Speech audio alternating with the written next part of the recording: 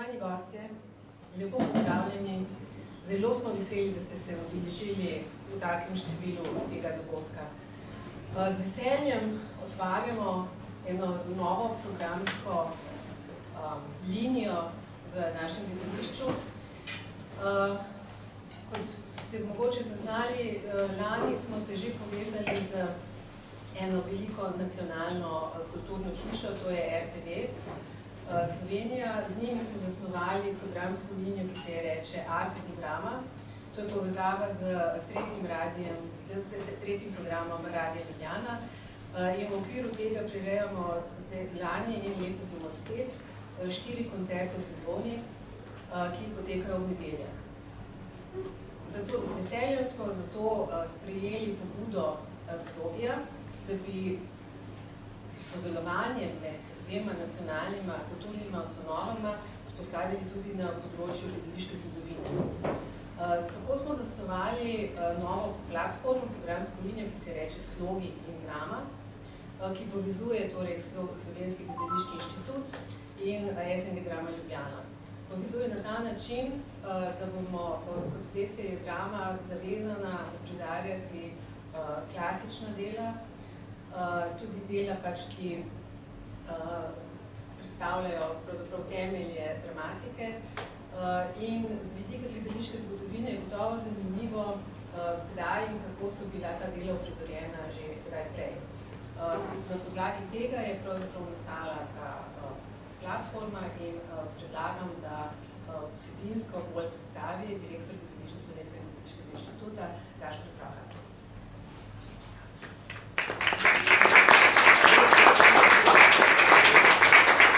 Hvala, Vesna. Spoštovane gospe, cenjeni gospodje, dobrodošli tudi v mojem imenu. Kot je že Vesna povedala, smo zasnovali ta cikel Slogi in Drama kot niz pogledov v gledališko zgodovino, ki naj dopolnijo aktualne uprizoritve. Namreč gledališče je ena od tistih umetnosti, ki je najbolj minljiva. Na nek način se zgodi v tem polju med igralci in občinstvom, pa vendar od nje tudi nekaj ostane. Ostanejo fotografije, ostanejo scenske, kostumske skice, ostanejo zvočni videoposnetki. In vso to dediščino hrani gledališki muzej, danes se imenuje Slovenski gledališki inštitut. Ni pa dovolj, da jo zgolj hranimo, hočemo jo tudi predstavljati in v bistvu s takimi predstavitvami obogatiti aktualno gledališko življenje. No, zdaj pa, da ne bom predolg, želim vsem nam čim več vznemirljivih trenutkov na teh predavanjih in seveda čarobnih trenutkov ob aktualnih uprizoritvah, ki jih gledamo v gledališčih.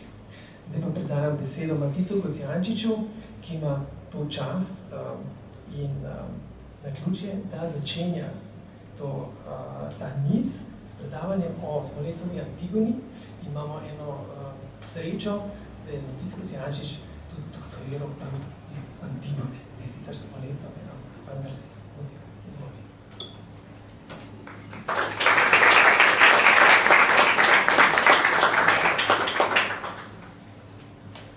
Hvala, Gašper. Vesna, lep pozdrav tudi v mojem imenu.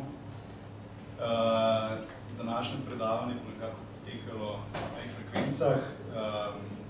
Prva je projekcija, ki smo jo pripravili skupaj s sodelavci in bo predstavila to, o čemer je govoril Gašper, skratka nekako najbolj dragocene elemente iz naše zbirke v povezavi z uprizoritvami Smoletove Antigone. V prvi vrsti gre za fotografsko gradivo, tudi za skice, scenografije in kostumografije, še zlasti pri prvi krstni uprizoritvi, kjer je seveda morda ravno ta kontrast med, kot bomo videli, med neko atmosfero, ki nam je podala fotografije, precej mračno, misteriozno in pa izjemno slikovitimi, barvitimi, scenskimi in kostumskimi zasnovami izjemno zanimiv. Nekako smo tudi pripravili projekcijo na tak način, da to pride do izraza. Potem bomo videli bomo tudi neke najpomembne publikacije, izdaje Smoletove Antigone, prevode zbornike, ki so povezani s tem. In pa seveda tudi fotografsko gradivo iz drugih zgodnjih prizoritev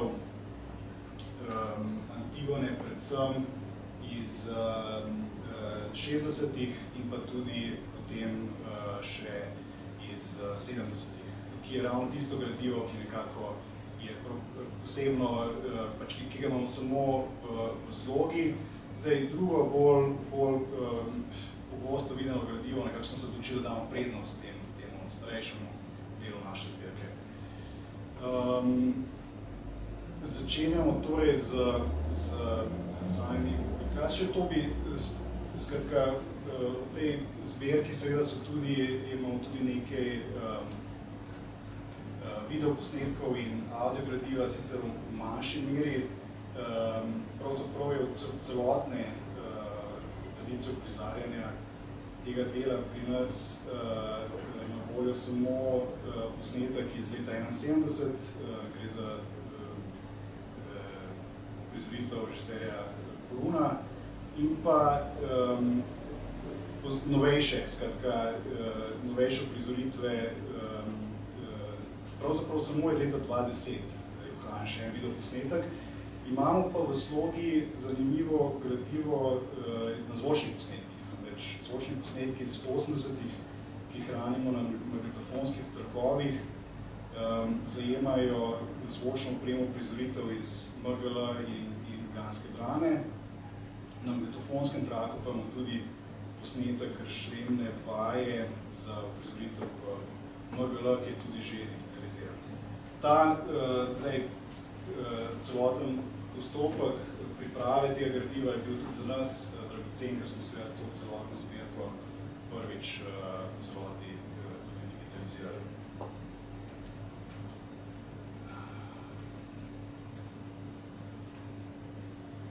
Torej, mit o Antigoni, ki je seveda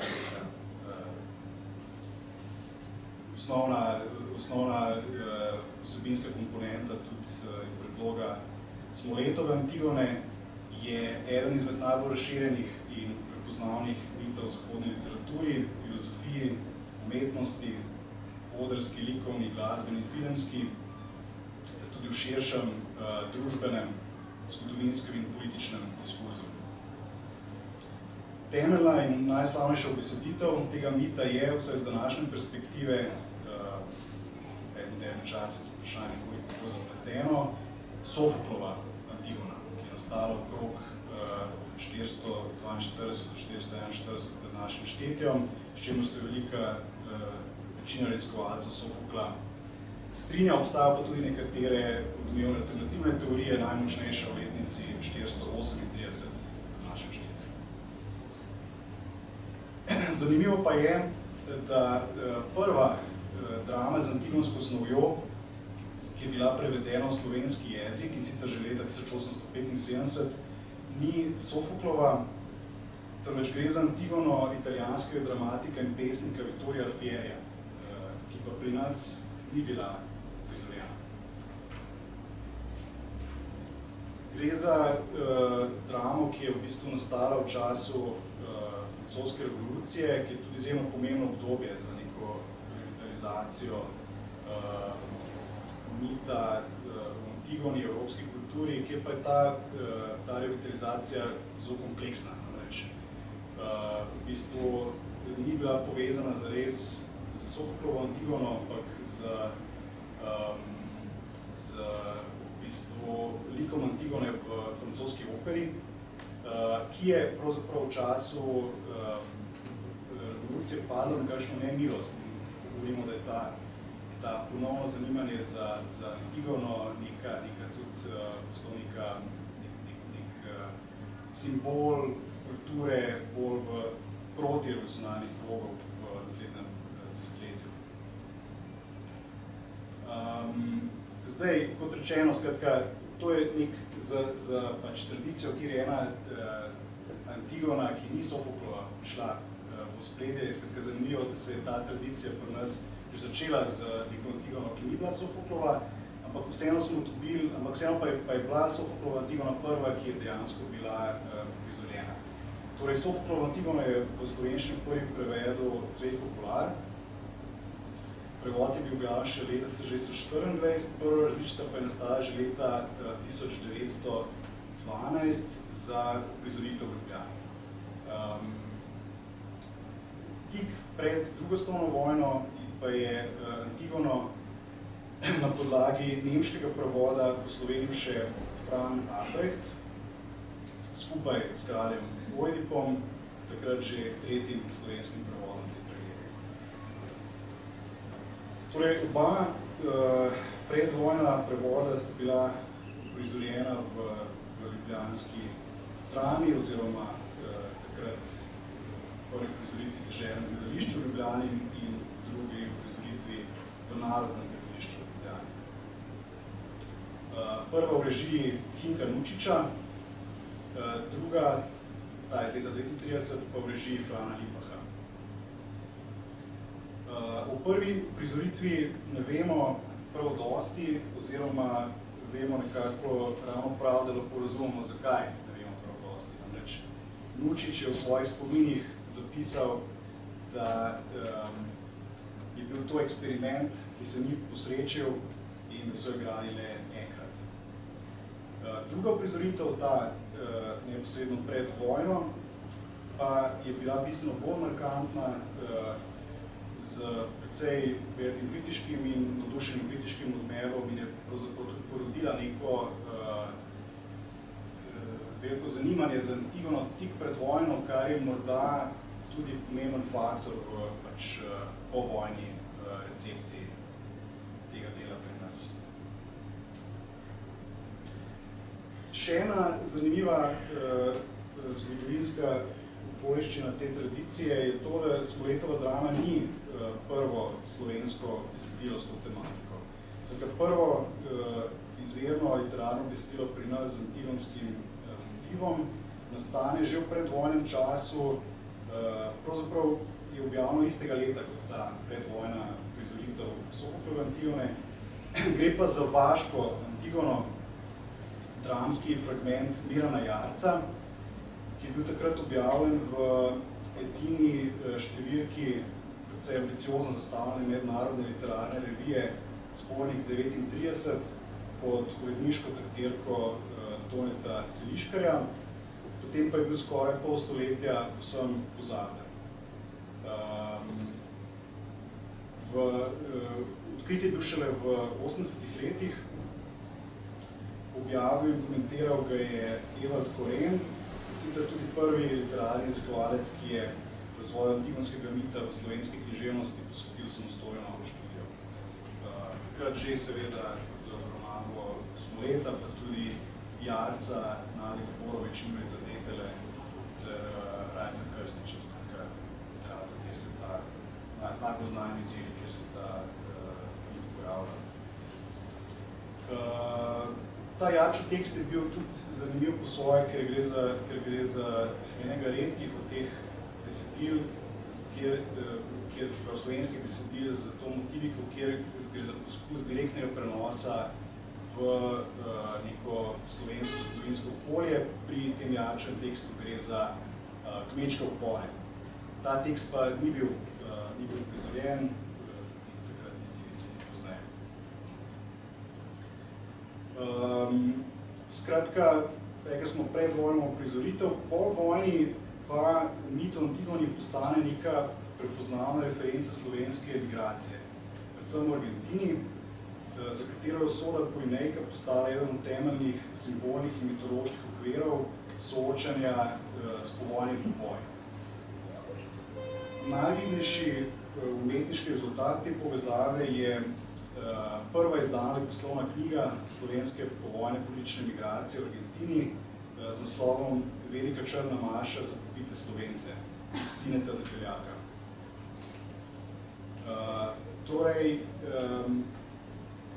s tem se seveda začne neka zelo bogata recepcija antigonskega mita v argentinsko-slovenski književnosti. Zanimivo je seveda tudi to, da ta tekst Debeljaka vsebuje neke rečemo dramske elemente, je bil celo dramatiziran in večkrat uprizarjen v tem času, tako da nekaj gre za neko dramsko delo. Ampak to, seveda, ta specifična recepcija ne pomeni, da je v tistem času v Jugoslaviji mit o Antigoni imel nek negativen ali pa politično kontroverzen prizvok, že kar sam po sebi. Nasprotno, tudi v Jugoslaviji Antigona kmalu po vojni postala eminentna kulturna tema, seveda v čisto drugačnem kontekstu kot med argentinskimi Slovenci. Leta 1950, torej leto dni po izidu Debeljakove velike črne maše, je Jugoslavijo zajelo veliko navdušenja nad tem delom, ki ga je sprožila zelo odmevna beograjska uprizoritev. Režirala sta jo Tomislav Tannhofer in Miroslav Belovič po prevodu vodilnega srbskega klasičnega filologa Miloša Đujića. Od Antigona pa je slovita igralka Marija Crnogori nastopila v eni izmed svojih življenjskih vlog. Šlo je za v bistvu prvo prizoritev kateregakoli antičnega dramskega dela v vojnem Beogradu.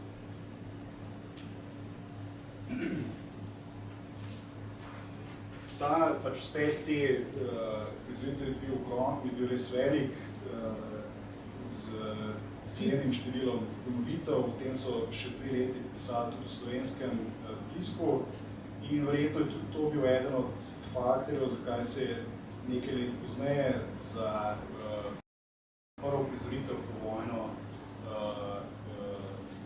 pri nas operativno je tudi začelo celjsko gledališče, takrat mestno gledališče Celje.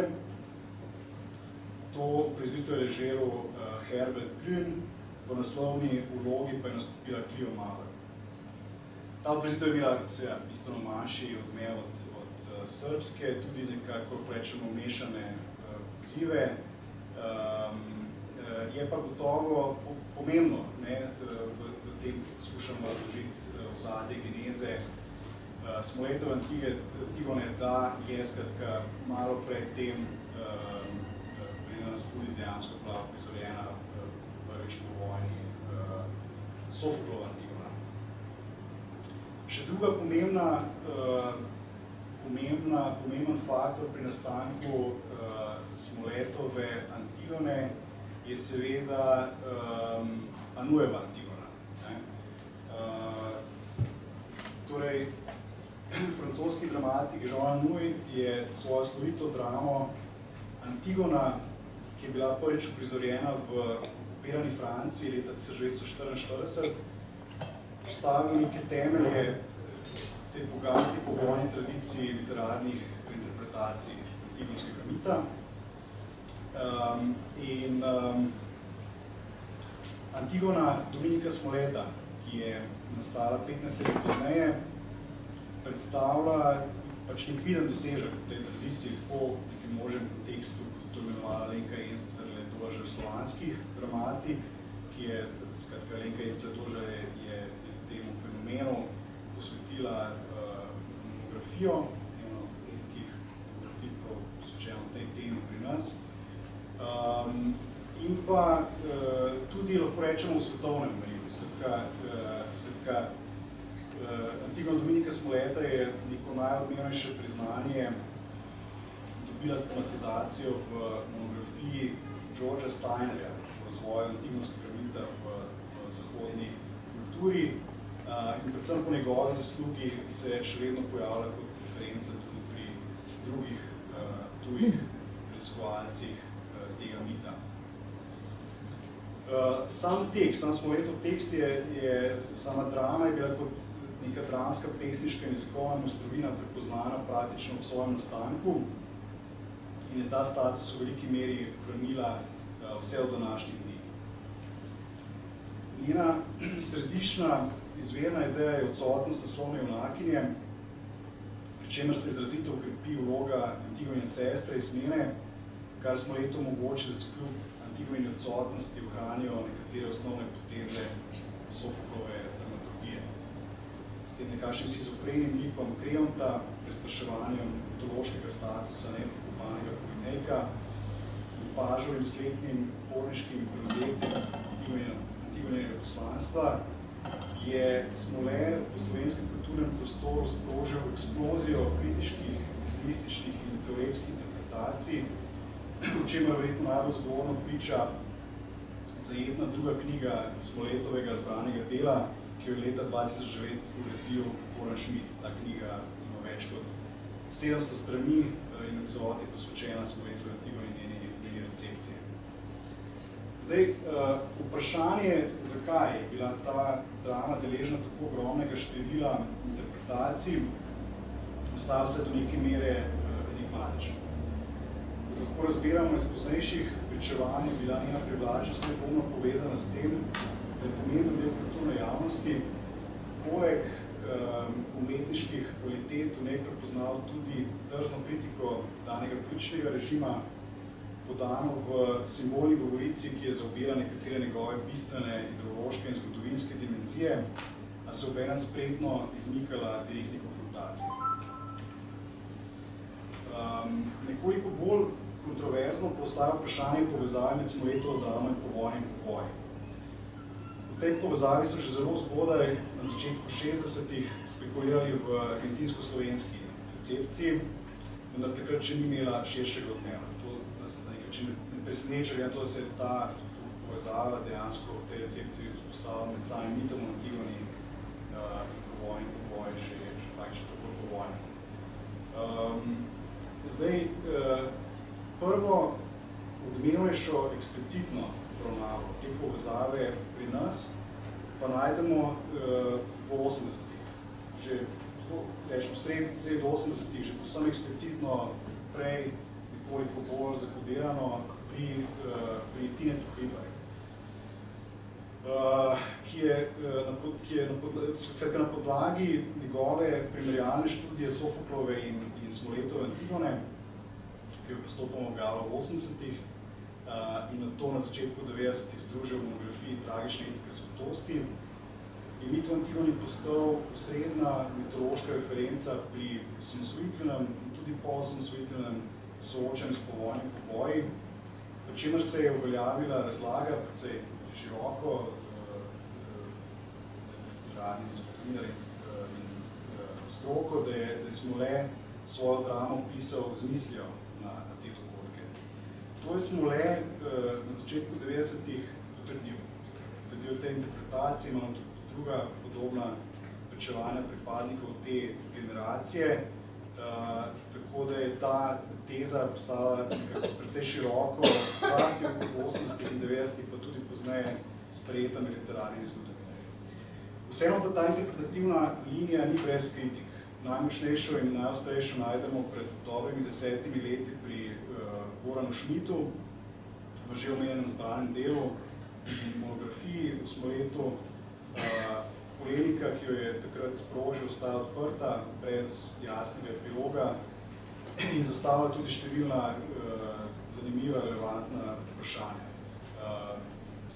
Takrat, malce pozneje sem delal pri reviji Pogledi, kjer smo tudi temu posvetili zelo zanimivo številko mišljeno Boštjana Tata.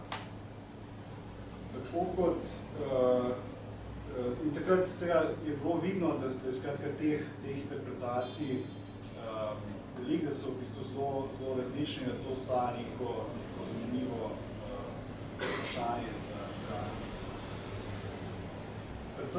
Predvsem glede tega, v kakšni meri v 60-ih občinstvo, ki je spremljalo to krstno prizoritev,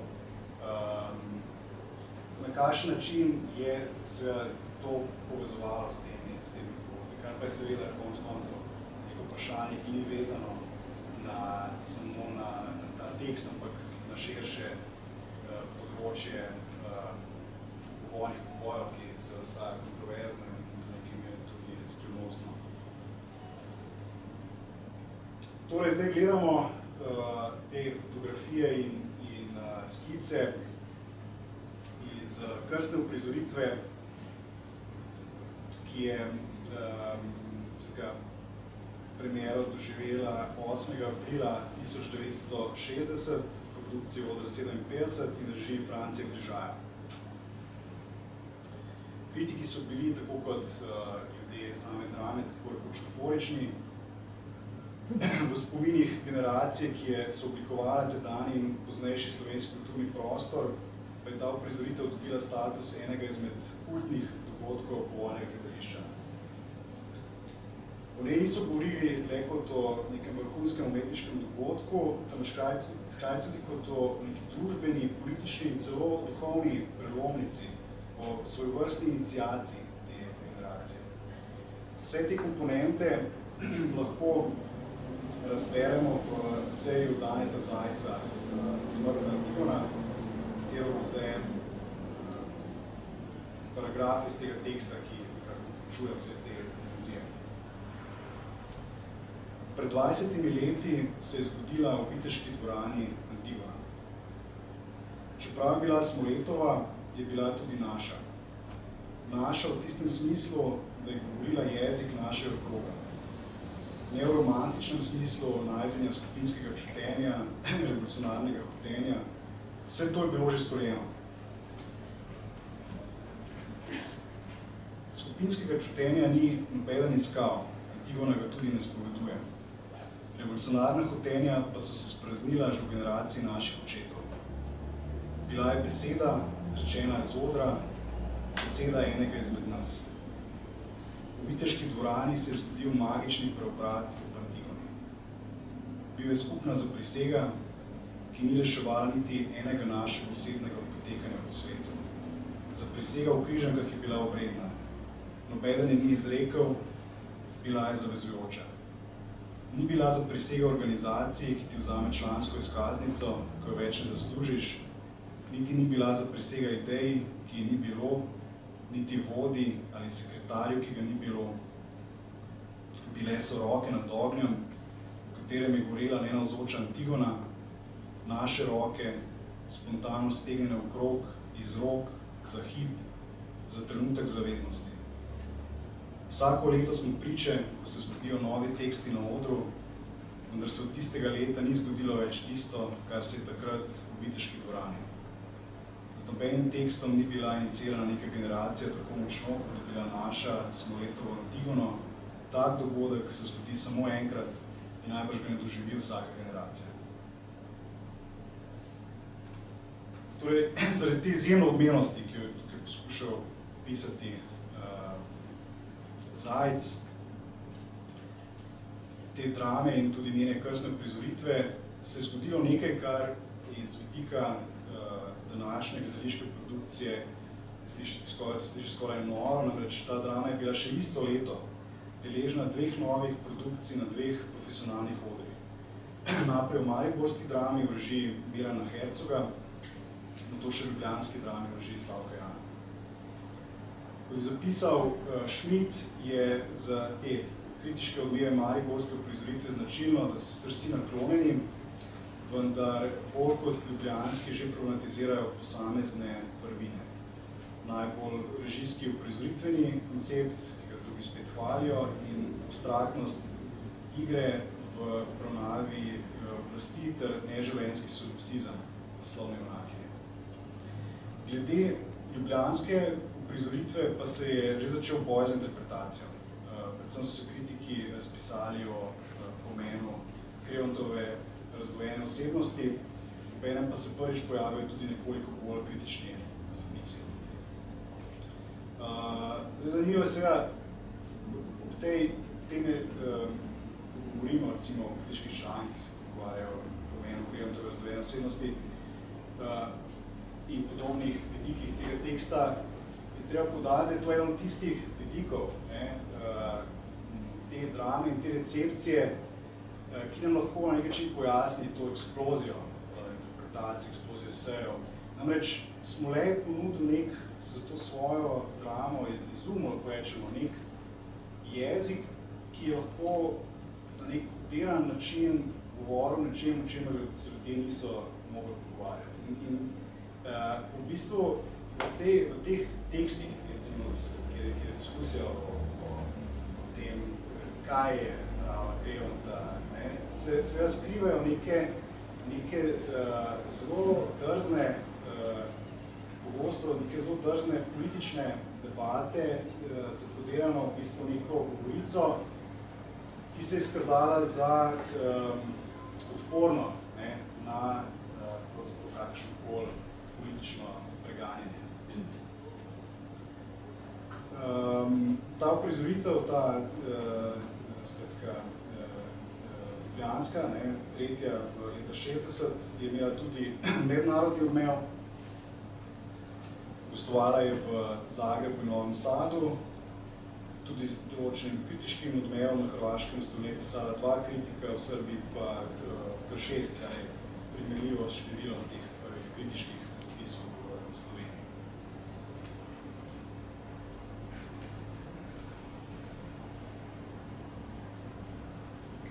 Torej, zanimivo je, da po tej prvi euforičnem prizarjanju te drame sledi 10-letna prekinitev. V tem času na Slovenskem uči tudi Sofoklovo Antigona. Leta 1971 pa smo Letovo Antigono v slovenskem stalnem gledališču Trst režira Mile Korun. Šlo je za nekakšno slavnostno 200. premiero tega gledališča in kritike so bile v glavnem naklonjene. Še najbolj jih je zmotil konec predstave, kjer je Korun po oceni večine kritikov brez prepričljivega razloga, po njihovem mnenju, nekoliko posegal v dramski tekst. Uprizoritev se ni zaključila s Terezijem vzklikom "Držite paža, on je še živ, lovite ga, paž je še zmeraj živ", marveč z repliko zbora "Antigona je našla Polinejka". In zanimivo je, skratka, pojavljajo se zelo različne interpretacije tega, zakaj se je Korun za to odločil. Tudi seveda takrat v zamejstvu oziroma v Seljenci je to odmevalo že tudi kot neka politična poanta. Je pa zanimiva ta reakcija v bistvu kritikov, ki že nam kaže neko pomembno značilnost te kritiške tradicije v povezavi s Letovo Antigono. Sicer nek zelo zaščitniški odnos tega besedila. Kot bomo videli v naslednjih uprizoritvah, skoraj da vedno, kada prije do nekega posega ali v tekst ali v strukturo, ali ko se pojavljajo do neki elementi, ki gledalce odvračajo od teksta, v bistvu kritiki reagirajo negativno. Po tej uprizoritvi iz leta 1971 ponovno sledi tišina, več kot 10-letna, 12-letna. Potem pa v 80-ih ponovno zanimanje za smo Letovo Antigono, verjetno povezano s temi dinamiko te filozofske in politične recepcije, o kateri sem že spregovoril. V 80-ih je uprizorjeno enako število uprizoritev kot v 60-ih, to je 3, so pa bolj razporejene skozi celotno desetletje od leta 83 do 88. Leta 83 jo je v mestnem gledališču ljubljanskem ponovno režiral Franci Križaj. Gre za edinega režiserja, ki je smo Letovo Antigono na profesionalnih odrih režiral 2-krat. Potem leta 87 jo v ljubljanski drami režira Meta Čevar. Naslednje leto pa še Matjaž Zupančič v Prešernovem gledališču Kranj. Križajeva uprizoritev, ta druga Križajeva uprizoritev je bila deležna različnih ocen, tako zelo pozitivnih, kot tudi nekaterih bolj negativnih, pri čemer je bila ponovno, kot sem upozoril recimo pri prejšnjih pomislekih, je tudi tukaj pomisleki povezani s tem zaščitniškim odnosom do teksta. Namreč, glavna tača kritikov je bila drzna scenografija. Scenograf je bil slavni Miodrag Trpački, ki je na oziroma nad oder postavil nekakšen zapleten sistem peščenih ploščadi, obdanih z množico stolov. In glavne očitke glede te scenografije je najbolj nazorno strnil Andrej Inkret. Citiram: likovni okvir uprizoritve je z izjemno slikovitostjo funkcionalnih kostumov Alenke Bartel povzročal pomembne težave zlasti igralca.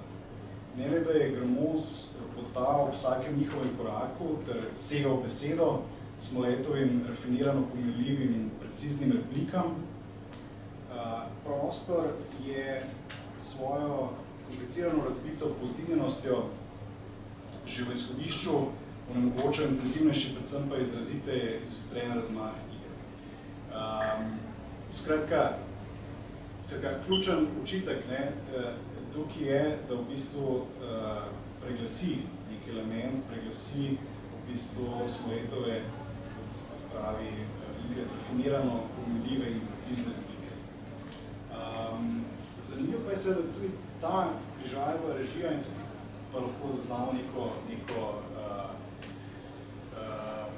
nenavadno tradicijo v samem pristopu do tega teksta, da tudi v bistvu Križajeva režija je promovila neko spremembo zaključnega stavka, zaključnega besedila. To je detektiral Aleš Berger v svoji kritiki, kot je zapisal: sklepni poseg v besedilo, ko namesto stavka paži še zmeraj živ, stavka, ki dopušča možnost, upanje in vero, slišimo kot zadnje: kralj sem torej jaz. Je v tem pogledu pomemben, saj dokončno zapre neprezivni svet totalitarizma. Če lahko tukaj vidimo neko podobno režijsko tradicijo, kot morda pri Cankarjevih Hlapcih, kjer je tudi ta konstantna skušnjava režiserja s to finalno spremembo povzročil neko dal tekstu neko aktualizacijo, neko novo poanto.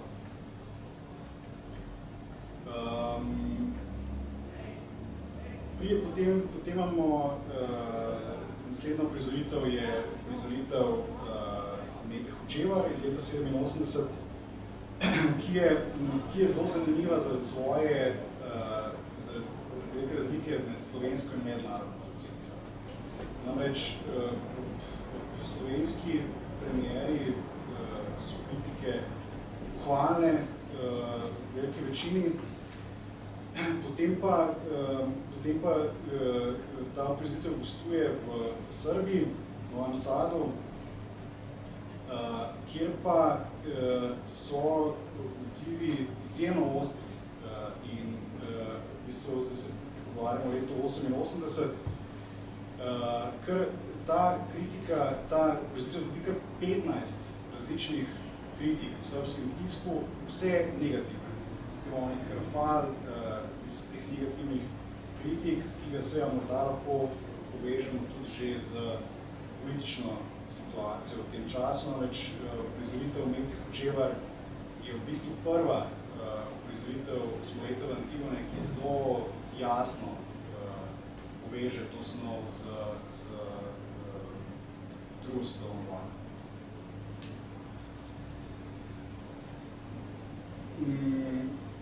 Torej, če še malo bolj podrobno pogledamo te razlike, Andrej Inkret je na primer zapisal, da je šesta prizoritev Smoletove Antigone na slovenskem v režijski in likovni zasnovi Meta Hočevar znova prepričljivo potrdila, da je to v vsakem pogledu sijajno in grozljivo dramsko delo, veličastno v svoji artistični domiselnosti, dramatski neizprostnosti, aristokratsko, tako v svojem tragedijskem patosu, kot v svoji tragični ironiji.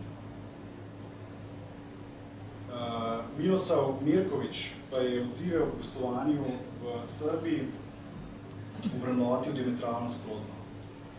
Kritiki so Antigono označili za medlo in neprepričljivo predstavo. Sodeč po razpoloženju gledalcev, nekateri so dvorano zapustili že po prvem dejanju, predstava Antigona iz Ljubljane, ki je si moče odprla sterno pozorje, občinstva ni pretirano navdušena.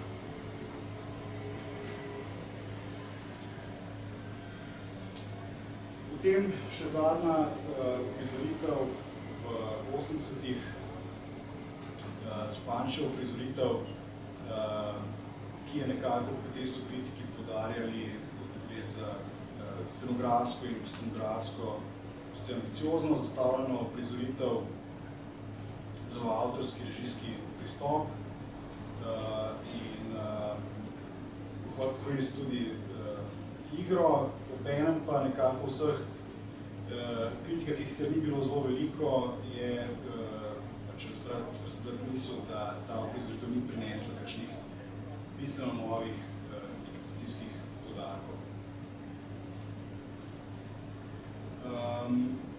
Potem zanimivo je skratka to, da imamo nek tako velik interes za Antigono v 80-ih, ne samo z moletom Antigona. Antigona se postane nek političen mit, povežeš se z projektom Sprave, imamo izjemno bogato tematizacijo v slovenski filozofiji, pravzaprav vseh glavnih smereh slovenske filozofije, od filološke do lakanovske, povezano seveda tudi s tem, da sama Antigona predstavlja veliko filozofsko temo v moderni filozofiji, znamenita je Hegelova tematizacija, potem Heideggerova, ki je seveda pomembno vplivala na Tineta Hribarja, Lacanova, s katero so se ukvarjali naši Lakanovci, in potem se poznajo tudi slavne feministične interpretacije.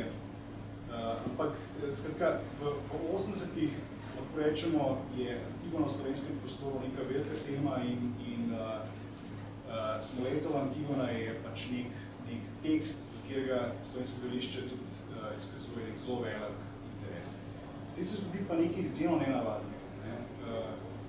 Kljub temu, da pravzaprav se trdi vse te povezave, ki jih je pomagala trditi pravzaprav Smoletova Antigona in njena recepcija postanejo del mainstreama,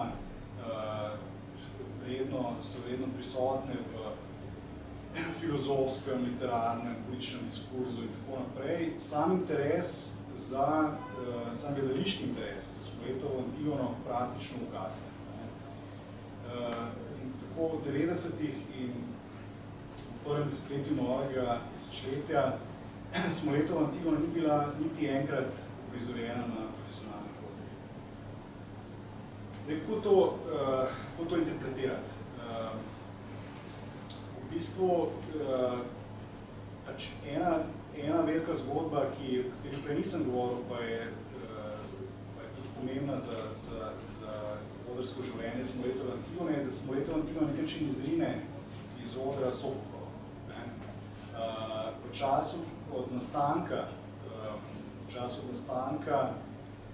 Smoletove Antigone pa vse do pravzaprav tega, ko zgine z odrov za nekaj časa, skratka mislim, da gre za 50-letno obdobje dejansko, če potem, kar je seveda, to je zanimivo, ni tako, da takrat, ko zgine Smoletova Antigona, da se kar naenkrat pojavi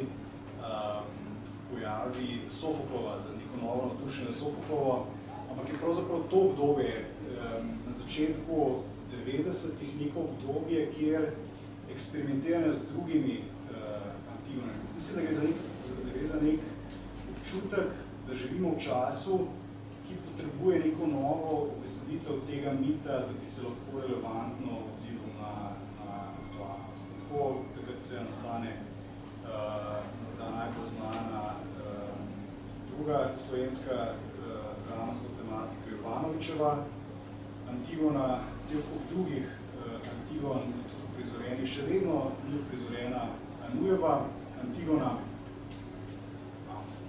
avtorskih projektov, plesnih projektov s to tematiko.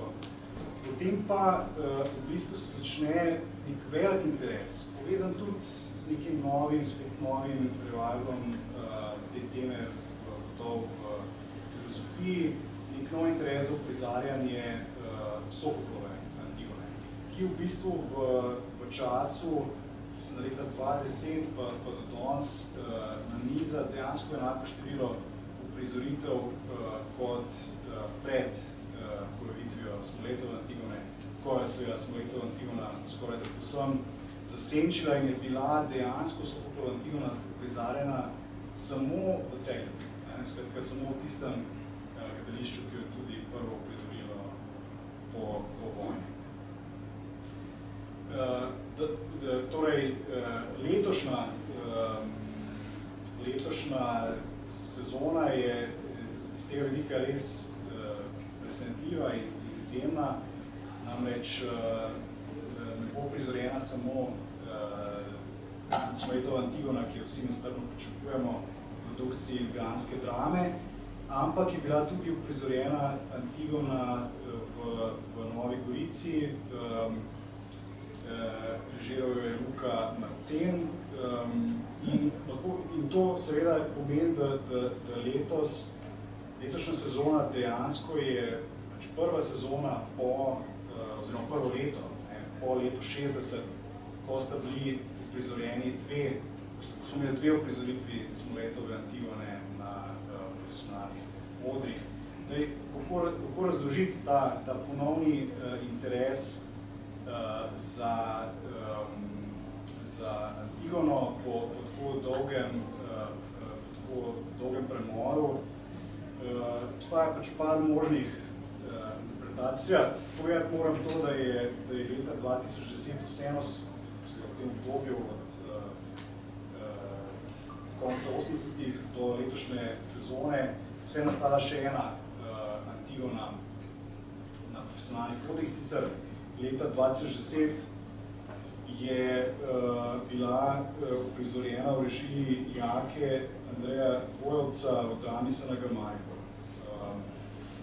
Ampak zanimivo je seveda, da je šlo za prizoritev, ki je skoraj z nekim karnevalskim odnosom tega teksta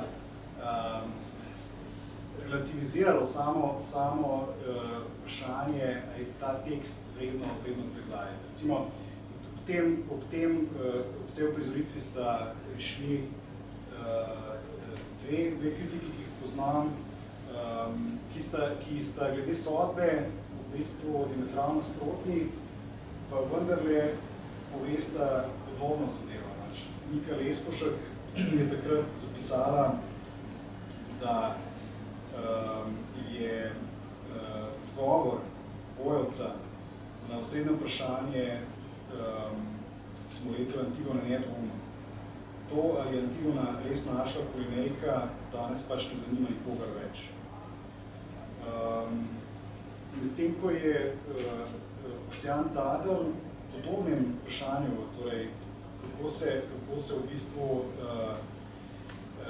ta prizoritev odziva na bistveno vprašanje te drame, zapisal, da žal ta prizoritev ne odgovarja na nobeno teh vprašanj.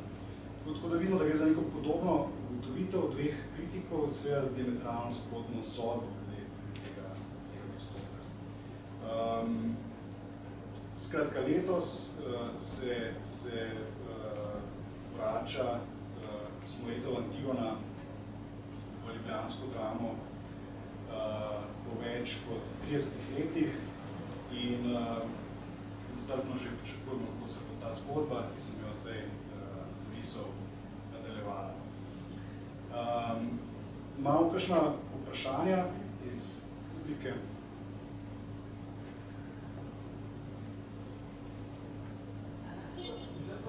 Prosim, če lahko samo ne gre za profesionalno gledališče, ampak mislim, da leta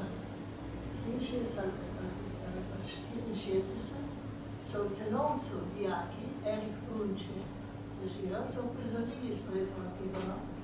In kot sem vam prej rekla, da so moja kritika razbirnih medaljev z pisma pravcev. Takrat smo se zamenili, da bom šla jaz v Cenovci in tem pisala. Sem napisala čez celo stran v naših razredih, sem popisala. Ampak spet pisma pravcev so bila, da ni bilo tako enostavno braniti Antigono v tistih časih, da si imel voljen pečat. No in sicer tudi samo nacionalne gledališče upoštevali, ampak to je zanimivo, ne, da sem čisto cel tekst tega celovcu takrat prizorili. Hvala za komentar. Še kakšen komentar, kakšno vprašanje?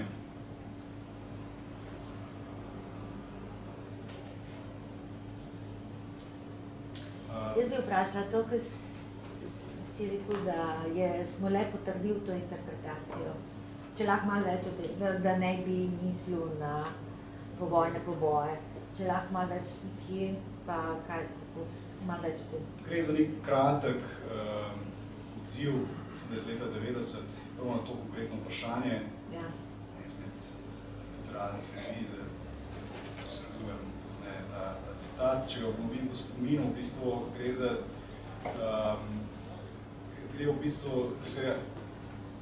ta interpretacija se za nazaj vzpostavljala, ne, skozi celotna 80-ta in dejansko je bil nek interes, kaj si o tem mislil, Smolej, ki je močal. Potem je rekel, da je svojo Antigono pisal z mislijo na bratomorne dimenzije druge svetovne vojne na Slovenskem.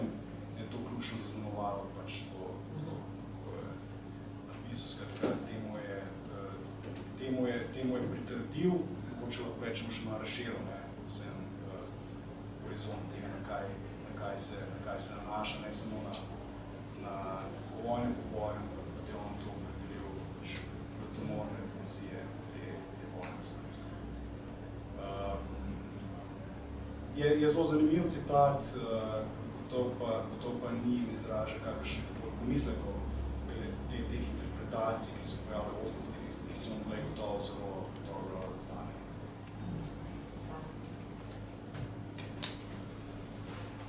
Če smem prebrati natančen citat, to bo objavljeno v uredniku Revista, sem došel v premjeri, in bo objavljeno ob pregledu Tomaža Toporišiča, slavnega historiata drame in prizoritev. Pravi iz Šmitove monografije Smolej je leta 1990 napisal vprašanje Toneta Smoleta, ki ga je zanimalo, zakaj se je izbral ravno temo Antigone, podpisal.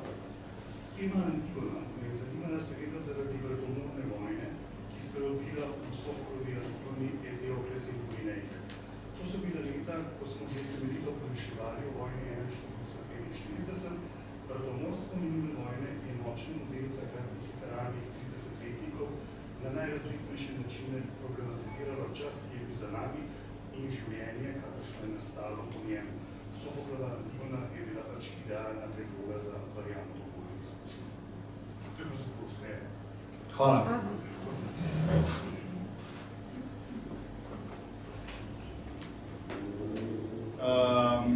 Rad bi se še zahvalil vsem sodelavcem, ki so pomagali pri pripravi, delavi tega gradiva. To so Mihael Čepelnik, Dana Kodermac, Katarina Kocijančič in Teja Rogel. Hvala tudi Ani Perne za informacije glede video in audio gradiva. Posebej se zahvaljujem Majdi Križaj za izjemno dragocene informacije glede današnje teme, Gašparju Trohi za zasnovo tega cikla, hvala tudi Vesna Rocetadelj in ekipa Drame za soorganizacijo teh dogodkov in pa seveda najlepša hvala, da ste prišli. Lep večer še naprej.